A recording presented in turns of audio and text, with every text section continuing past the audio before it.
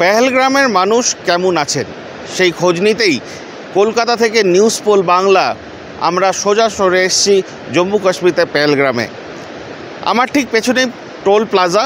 April মাস, এই সময় অন্যান্য বছরে পর্যটকদের গাড়ির লাইন থাকে এই টোল প্লাজার সামনে, কিন্তু আজকে সেই টোল প্লাজার সামনে হাতে গুনে কয়েকটি গাড়ি আসছে, বাদবাকি পুরোটাই খালি।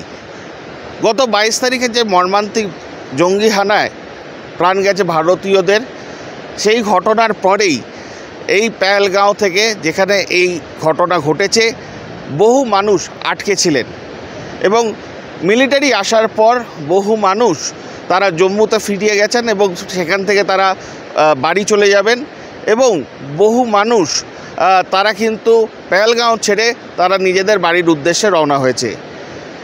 বহু গাড়ির ট্রাভেল এজেন্টরা বলছেন বা যারা গাড়ি চালান পর্যটকদের নিয়ে এসে পেহেলগাঁও ঘোরাতে নিয়ে আসেন, তারা জানাচ্ছেন এই সময়টা কিন্তু এপ্রিল মাস, না ঠান্ডা বেশি না গরম বেশি, সব মিলে একটা মনোরম পরিবেশ থাকে, কিন্তু এবারে সেই মনোরম পরিবেশ কিন্তু এখন নেই।